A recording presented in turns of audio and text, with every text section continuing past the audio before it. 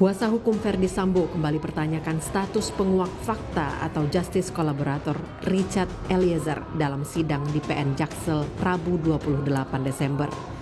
Kubu Sambo bertanya kepada ahli hukum pidana yang dihadirkan kuasa hukum Richard Eliezer dalam sidang, pantaskah seseorang yang pernah berbohong dijadikan sebagai justice collaborator? Saksi ahli Albert Aris pun menilai status justice kolaborator yang diberikan LPSK kepada Richard Eliezer Pudihang Lumiu sudah tepat. Pasalnya status itu diberikan kepada Eliezer yang ingin mengungkap kejahatan pembunuhan berencana kepada Brigadir Yosua. Ada frasa lain di situ yang tidak boleh dibaca secara parsial. Di sana dikatakan bahwa dan tindak pidana lain yang mengakibatkan posisi saksi dan atau korban dihadapkan pada situasi yang sangat membahayakan jiwanya. Berarti ini akan dinilai secara objektif oleh LPSK dalam memberikan perlindungan tadi. Nah kemudian ada juga syarat-syarat yang ditentukan dalam pasal 28. Ada beberapa item itu.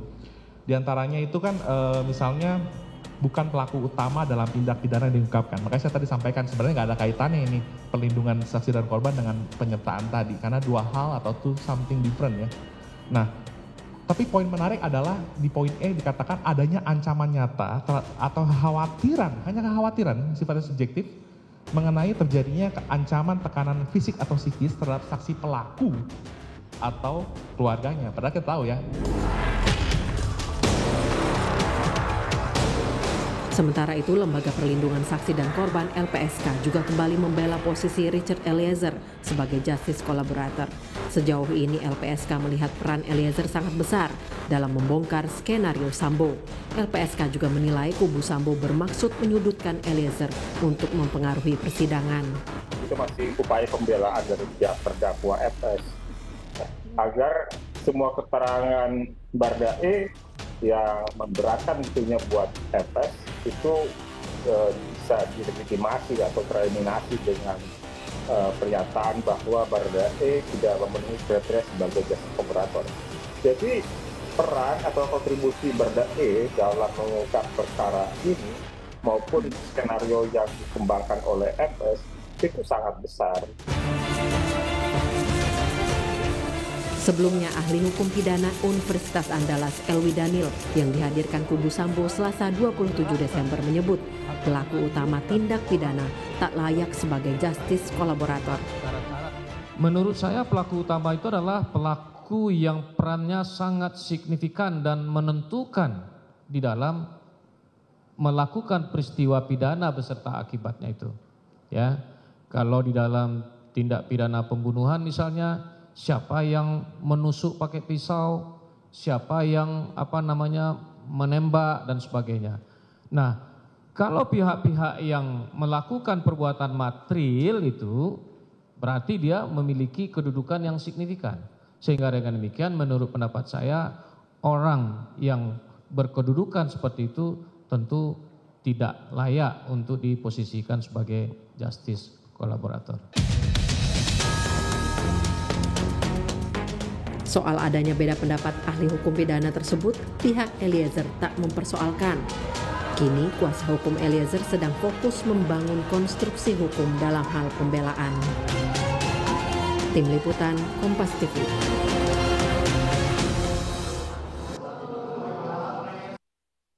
Status terdakwa Richard Eliezer atau Baradae sebagai justice collaborator diperdebatkan dalam sidang pembunuhan berencana Yosua. Selain pada Senin lalu, pada Rabu kemarin ini juga disinggung oleh kuasa hukum Ferdy Sambo. Mengapa status ini diperdebatkan, padahal jelas LPSK tidak meragukannya. Nah, apakah ini salah satu strategi dari kubu Ferdy Sambo agar meringankan dakwaan Ferdy Sambo sendiri? Kami akan membahasnya bersama Wakil Ketua Lembaga Perlindungan Saksi dan Korban atau LPSK, ada Bang Edwin Partogi. Dan juga ada ahli hukum pidana dari Universitas Al-Azhar, Profesor Suparji Ahmad. Selamat pagi, Prof. Suparji. Selamat pagi, Bang Edwin. Pagi. Selamat pagi, terima kasih sudah bergabung bersama kami. Selamat pagi, Mas Parji. Pagi. Saya mungkin langsung ke Bang Edwin dulu menjawab bahwa ini tampaknya sudah dua kali setidaknya dari penasihat hukum Ferdy Sambo mencoba untuk menggoyang status justice collaborator dari Richard Eliezer. Saya yakin LPSK sendiri sudah memiliki dasar hukum untuk menentukan dan memberikan perlindungan kepada Richard Eliezer sebagai seorang justice collaborator. Mungkin bisa disampaikan juga bagaimana proses yang sudah dilewati oleh Richard Eliezer sehingga LPSK bisa jatuh pada penentuan Eliezer ini layak mendapatkan bantuan dari LPSK sebagai seorang justice collaborator. Ya, Bang Timothy, menurut saya agak sulit posisi pengacara FS ya untuk memutar balik situasi dengan mengeliminasi atau melegitimasi posisi Baradae sebagai JC. Karena yang merasakan manfaat dari JC tentu pertama yang membuat dakwaan yaitu jaksa penuntut umum. Kedua, hakim yang membuat terang peristiwa seperti apa dan kemudian nanti akan mengambil keputusan dengan vonisnya.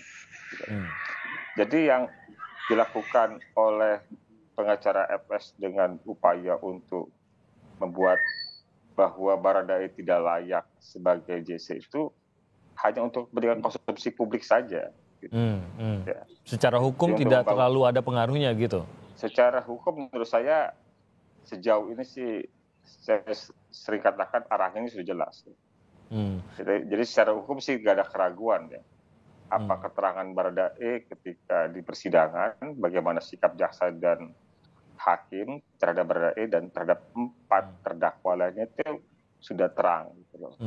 Jadi tidak ada kekhawatiran dari proses hukum ya, hanya saja kan ini upaya untuk membangun opini publik saja dari posisi pengacara FS untuk membangun keseimbangan bahwa ini semuanya berdosa, semuanya bersalah. Ya memang begitu. Tapi di antara semua yang bersalah dan berdosa ini ada satu orang yang kemudian karena perannya kemudian membuat terang peristiwa ini. Ya. Yang sering saya sampaikan, jangan kita lupakan proses di mana ketika penyidikan ini berlangsung. Ya. Jadi ada peristiwa di tanggal 8 Juli yang baru diumumkan secara resmi pada 11 Juli. Dan ada 2 peristiwa yang diumumkan, yaitu peristiwa perbuatan asusila yang terduga korbannya Ibu PC, terduga pelakunya Joshua. Kemudian ada tindak pidana percobaan pembunuhan, terduga korbannya Baradae, terduga pelakunya Joshua juga. Ya, yang baru seminggu kemudian dari 11 Juli itu ada laporan dari pihak keluarga Joshua yang melaporkan pembunuhan berencana terhadap Joshua. Gitu. Dari pasca laporan itulah kemudian ada proses penyidikan. Di proses lidik dan sidik pada laporan pembunuhan terhadap Joshua itu tidak mudah karena kemudian kan kita sama-sama tahu bahwa ternyata ada obstruction of justice yang saat ini juga masih dalam persidangan, ya kan? Nah, semua itu terungkap baik pokok perkara pembunuhannya maupun obstruction of justice-nya karena peran dari Baradae. Jadi sebulan kemudian dari peristiwa 8 Juli, kurang lebih sebulan kemudian dari peristiwa Juli, ada pengakuan dari Baradae. Pengakuan itu bukan lahir dari tekanan, bukan lahir dari penyiksaan, tapi lahir dari kesadaran. Ya, dia tuliskan pengakuannya yang kemudian dituangkan dalam JAP. Ya. Dan itu yang kemudian tadi merujuk pada pertanyaan Bang Timothy, bagaimana soal persyaratannya. Di pasal 28 ayat 2 Undang-Undang Perlindungan Korban, Undang-Undang 31 2014, ada beberapa syarat yang diberikan, dituntun oleh undang-undang untuk memberikan perlindungan pada justice collaborator. Pertama menyangkut bahwa itu tidak pidana tertentu berdasarkan keputusan LPSK yang juga merujuk pada pasal 5 ayat 2. Pasal 5 ayat 2 itu merujuk beberapa tindak pidana, Bang Timothy. Pertama, pelanggaran HAM berat, terorisme, kemudian narkotika, korupsi, kekerasan seksual, perdagangan orang, ya, dan tindak pidana lain yang menyebabkan posisi saksi dan korbannya terancam keselamatan jiwanya. Ya. Nah, dannya itu tindak pidana lain itu membuka ruang tindak pidana lain yang diputuskan oleh LPSK. Jadi walaupun ada tindak pidana yang secara definitif disebutkan oleh undang-undang, nah, namun undang-undang juga membuka ruang buat tindak pidana lainnya yang berdasarkan keputusan LPSK dan situasinya itu bisa dilindungi. Gitu. Nah, Bang Edwin, tapi apakah LPSK dalam hal ini menentukan sendirikah apakah seseorang layak menjadi justice collaborator? Apakah memang undang-undangnya memberikan kewenangan itu kepada LPSK sendiri atau memang harus ada keputusan pengadilan? Begini Bang Timothy, jadi posisi LPSK dalam soal justice collaborator ini adalah posisi awal rekomendasi. Dalam konteks rekomendasi ini, tetapi sudah ada yang disebut dengan penanganan khusus. Penanganan khusus itu meliputi pemisahan penahanan, pemisahan pemberkasan. Jadi dia tidak ditahan bersama dengan pelaku lainnya. Pemisahan pemberkasan dia tidak diberkas dalam satu berkas perkara, ya kan? Gitu. Kemudian yang ketiga, penanganan khususnya adalah dia bisa menyampaikan keterangan di persidangan tanpa hadir langsung di persidangan atau telekonferensi. Ya saat ini juga sudah kita lihat. Nah, saya ingin tambahkan tadi yang Bang Timothy tanyakan soal checklist justice collaborator. Pertama, tadi sifat tindak pidana tertentu berdasarkan putusan LPSK. Kedua, dia memiliki sifat penting keterangan. Tentu Baradae punya sifat penting keterangan karena dia menjadi bagian dari pelaku. Dia mengetahui perencanaan, dia mengetahui siapa berbuat apa. Kemudian dia bukan pelaku utama. Nah, kemudian bagaimana kami tahu dia bukan pelaku utama atau bukan pelaku utama? Dan kami tanya kepada Baradae, kami tanya kepada penyidik. Hal itu yang membuat kami menjadi jelas bahwa peran Baradae menurut penyidik begini, menurut Baradae juga seperti yang sebagaimana diceritakan, klop, sesuai.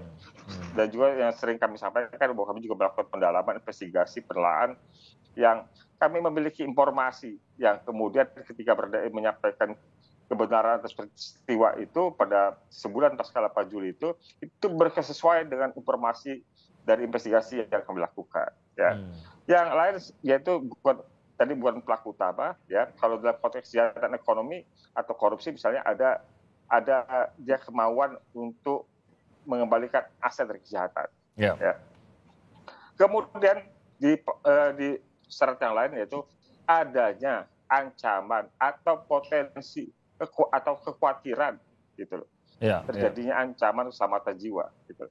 Itu yang kemarin disampaikan juga oleh ahli dari yang diajukan oleh yang kemarin Albert Haris kemarin. Nah, itu memang benar. Jadi kalau dalam konteks justice collaborator itu tidak harus aktual. Jadi ancaman yang bisa potensial juga menjadi sesuatu yang dipertimbangkan. Karena memang dia sebagai pengungkap terang suatu perkara tentu disadari memiliki resiko atas perannya itu. Demikian Bang Timothy. Bang Edwin, saya ke Prof. Suparji. Sebenarnya kalau justice collaborator ini statusnya itu seperti apa, Pak Suparji? Dalam arti begini, apakah seorang justice collaborator itu sudah dinyatakan seperti tadi juga checklist tadi sudah digambarkan oleh Bang Edwin tadi, sudah memenuhi syarat lalu dia akan terus menjadi justice collaborator hingga akhirkah? Atau memang ini pun sebuah posisi yang masih merupakan tanggung jawab dari orang tersebut sehingga kalau ia lari atau luput dari tanggung jawabnya, berbohong misalnya dalam pengadilan atau ternyata tidak mengetahui sebanyak yang ia akui, apakah itu pun sebenarnya kapanpun hakim bisa mencabut status justice collaborator itu atau seperti apa, Prof. Suparji? Ya, pertama kan narasi ini berangkat dari pertanyaan penasihat hukum terdakwa yang kemudian muncul sebuah jawaban dari ahli Eliezer tidak pada kapasitas untuk diberikan semacam legitimasi sebagai justice collaborator. Nah, menurut saya ini yang pertama perlu kita harapkan agar ahli bisa mengembangkan sebuah narasi yang objektif berdasarkan teori hukum yang berlaku secara objektif dan norma-norma hukum yang juga objektif gitu. Nah, kemudian yang kedua, saya kira menurut saya tidak ada urgensinya dari pihak FS atau yang terdakwa lainnya untuk mempersoalkan kapasitas Eliezer sebagai justice collaborator. Bukan urusannya kan gitu loh. Karena ini akan tidak berpengaruh kepada yang bersangkutan. Tapi mungkin saja ketiga, seperti kata Bang Edwin, ini akan lebih banyak pada sebuah opini atau mungkin lebih dalamnya lagi sebagai karakter assassination sebagaimana yang dilakukan terhadap Joshua sebagai pembunuhan karakter. Karena narasi-narasi yang selama ini berkembang kepada pihak yang tidak satu kubu itu kemudian dikembangkan narasi-narasi yang negatif. Ya. Padahal sebenarnya tidak menguntungkan posisi hukum Ferdy Sambo juga sebenarnya gitu ya. Tidak ada untungnya karena mestinya fokus bahwa memang yang bersangkutan tidak menyuruh atau tidak turut serta atau kemudian tidak melakukan, tetapi lagi-lagi mungkin itulah amunisi yang dimiliki. Nah, kemudian yang keempat, saya kira berkaitan dengan kapasitas sebagai JC itu kan sangat tergantung dari mana LPSK, sangat tergantung dari jaksa penuntut umum dan majelis hakim. Dalam konteks LPSK adalah bagaimana memberikan perlakuan khusus. Dan ini sudah dilakukan oleh LPSK. Ada penahanan khusus, ada metode sidang khusus, dan lain sebagainya. Saya kira ini sudah dilakukan. Nah, tahap berikutnya adalah nanti tentunya jaksa akan menilai apakah memang Eliezer ini berkualifikasi sebagai JC. Untuk itu tentunya akan mendapatkan semacam tuntutan yang lebih ringan dibandingkan ketika dia tidak JC. Demikian pula bagi seorang hakim ketika menilai dalam kapasitas sebagai JC tentunya akan berpengaruh pada vonisnya. Jadi ini ada tingkatan yang tentunya adalah sangat dipengaruhi konsistensi untuk membangun sebuah kolaborasi penegakan hukum dan keadilan tadi itu. Nah, dalam hal ini menurut saya apa yang dilakukan oleh Eliezer sudah sangat berlebihan dalam arti bahwa telah berani membongkar sebuah skenario yang sangat kemudian menggemparkan ini. Sehingga dengan demikian layak menyandang untuk sebagai seorang justice kolaborator. Tidak perlu kemudian lagi dipersoalkan atau terpatahkan adanya keterangan yang mungkin saja dianggap tidak konsisten. Pakai sarung, ternyata tidak pakai sarung dan sebagainya. Saya kira itu tidak dalam konteks mematahkan eksistensi dia sebagai justice kolaborator. Karena dia telah melakukan sebuah perbuatan, sebuah tindakan yang membongkar adanya perbuatan tersebut, telah berkolaborasi dengan penegak hukum yang pada mulanya kesulitan untuk membongkar misteri tersebut. Dan melalui Eliezer lah ini terbongkar gitu loh ya. Tadi Prof, Anda mengatakan bahwa kalau secara hukum, secara persidangan sebenarnya ini tidak terlalu banyak berpengaruh begitu, apalagi sampai menguntungkan Ferdy Sambo. Mungkin lebih kepada opini masyarakat yang ingin dibentuk oleh tim pengacara dari Ferdy Sambo begitu. Nah, tanggapan dari Richard Eliezer sendiri atau tim kuasa hukum atau penasihat hukum dari Richard Eliezer sendiri seharusnya bagaimana? Apakah harus menanggapi status yang dipertanyakan ini, mengingat toh ternyata tidak berpengaruh juga dalam proses persidangan, LPSK tetap pada jalurnya, persidangan tetap pada jalurnya juga. Harus menjawabkah mungkin dengan ahli mereka juga untuk membenarkan posisi Richard Eliezer ini, atau sebenarnya terus saja udah dengan pembuktian-pembuktian yang ingin mereka hadirkan terlepas dari keraguan kubu Sambo terhadap status JC ini? Ya, menurut saya tidak terlalu kemudian menyambut dari pernyataan-pernyataan yang kemudian dianggap mengganggu tentang status JC tadi itu. Lebih baik fokus kepada upaya-upaya pembelaannya.